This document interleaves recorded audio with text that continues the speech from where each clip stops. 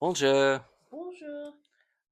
So as you may know, I'm the designer of Let's Go Japan and Let's Go to France, and I'm here with my sister, who is the biggest Francophile I know, and we're going to talk about the upcoming Let's Go to France, and I just want to get her perspective on some of her favorite things in France, and then maybe talk about some of my favorite things in France.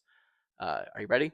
I'm ready. Okay, so as you may know, that there are a couple different icons in the game, and so I want to talk to you about what your favorite of each is. There's sort of a monument or like architecture. So this is like your famous sites, like we're thinking talking about Eiffel Tower, Mm. Notre Dame, right?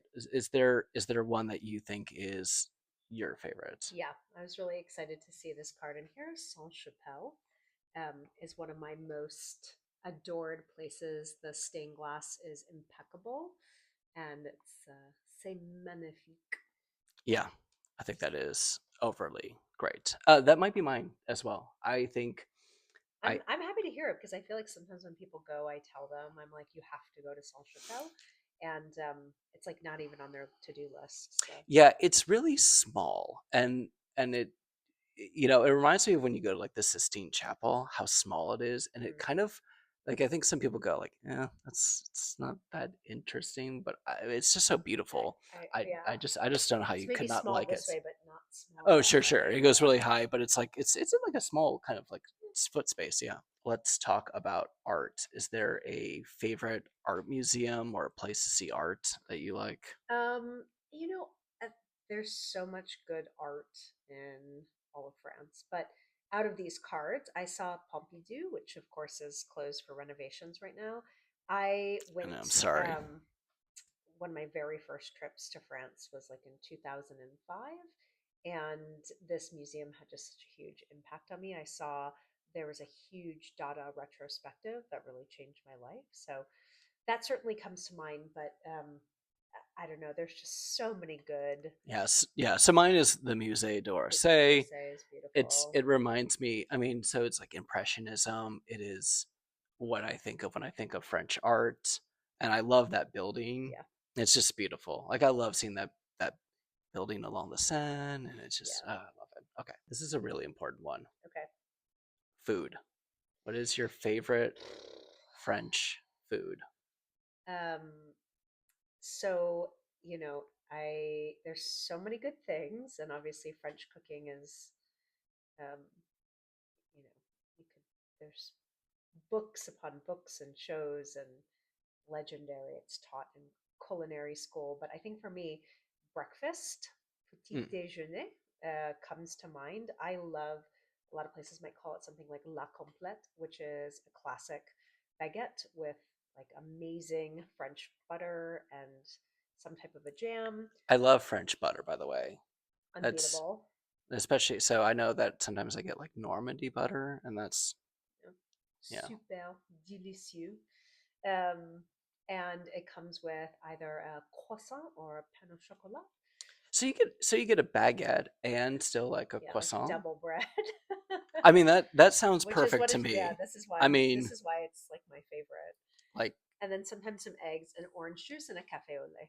okay, because so my favorite is just a croissant Yeah, because delicious. as you were seeing through the cards, it's like oh I might have like creme brulee as a card, but for the croissant I have like go like find the best croissant because when I was there I was going through different neighborhoods trying to find the best croissant, Yeah. right? Like that was. Am I saying it even remotely close? Cro- Croissant, Croissant. It's croissant, better than my husband. We have a joke. He's from the Midwest and he says croissant. croissant. Yeah, Mm, upsetting. mm. I just like him walking around and just start yelling out Croix, croix. All right, croissant. all right. So the next one is: do you have a favorite place to see nature, like a park or Mm. I love somewhere? the Tuileries. Yeah, I saw a card in here for yeah. them There's a definitely too. Tuileries card, and it's got those classic green chairs on it. Yeah, Yeah. it's really classic. I think there's this term for somebody who like kind of wanders around France called a flaneur, Mm. and so I think about like wandering through the park and just taking things in and letting the mind wander. Like for me, that's what I love about when I go to France. It's like there's, yes, like so many classic sites and things to see, but just kind of wandering, and I become like a different person when I'm in France, and that's like something I just really love about my time that I've gotten to spend there. Sounds awesome. Because I do know that our family vacations were like Yeah, always go go go go go go go. go, Yeah, and so it's kind of cool that you become kind of a yeah, different person there. yeah. It's, What's your favorite? so it's the Luxembourg, Nice. Yeah, Jardin du Luxembourg. yeah. The water and the You boats you and have the little fountain, and you can race those little boats. I just think it looks so novel yeah, and very cool. charming. Yeah, yeah, exactly. There's also Jardin de Plantes. Yeah, It has that natural history museum. It's got like a zoo in it, and you can kind of just for free kind of see some of the zoo animals. It's kind of nice. I never hear about that.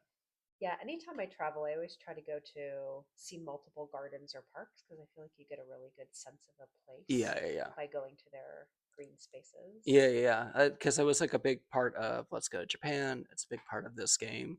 You know, going to Versailles and going through the gardens there. That's I think the best part of Versailles is seeing the gardens. Um, yeah, Yeah, I finally went for my first time just this last October, and I did like when I go to France now because I'm working, I'm learning French. I'm just a debutante, um, but I love being able to practice. So I haven't recently in like a lot of my trips done like tons of tourist sites. So I finally was like, okay, I'm going to do Versailles on this trip, and it was worth it. I mean, it was really yeah. um, magnificent and such a complex history. And I'm big equestrian, so also like such an Oh, impressive sure. equestrian history. And Mm. um, yeah, Do you have a favorite place for history there? Is there like any, oh, that's really good. I don't know if I have a favorite place for history like, specifically. is there like a historical site that you go to? Because like for me, I liked going to the Invalides. You know, you can see Napoleon be buried Invalides, there. I yeah, think that was like a really cool, and there's like a whole history yeah. museum there. Or like the history of the catacombs is like very Oh, sure, interesting and sure. The catacombs is spooky. definitely Yeah. cool.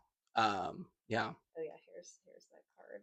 Oh yeah, the catacombs It's a card. great it's a great card. I love the art of that Yeah. card. That card's super cool. So for me, I always think of Paris as being a lot of different neighborhoods, and you Hmm. can kind of like go shopping in these different neighborhoods. Do you have like a favorite area to like go shop in, whether it's something like Latin Quarter or Montmartre or even something like Champs Elysees or Place Vendôme? Vendôme?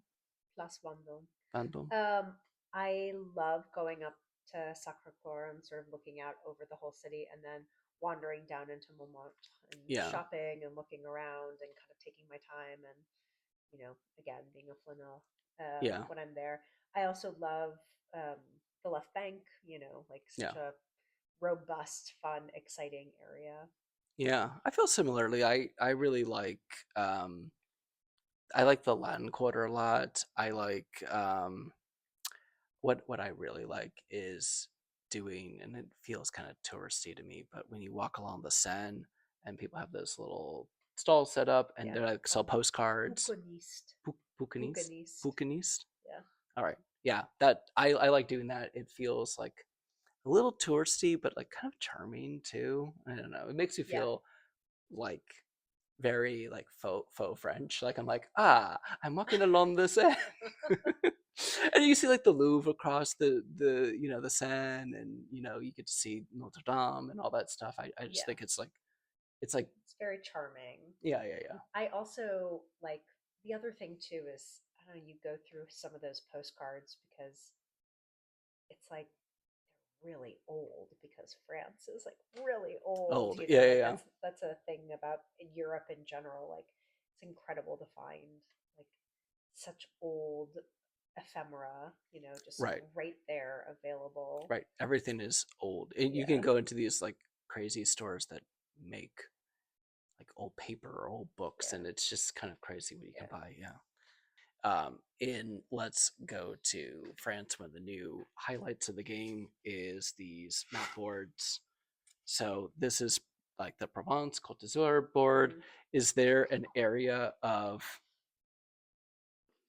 France that is outside, outside of Paris, right? That you know that you've been to that you like? Is there a place that you're like dreaming of going? Well, one place I super love is Lille, which Haute de is France. Yeah. exactly, exactement. They have this incredible festival called La Braderie that I've been to, and it's like a huge flea market that happens over a couple of days. And they eat moufri, which is like mussels and fries, is the Oh, traditional sure. dish. And so you see the shells like collect in the trash cans all Oh, throughout cool. the week, and I like got some incredible finds from the flea market, and I love it because everyone only spoke to me in French, so it was really good practice.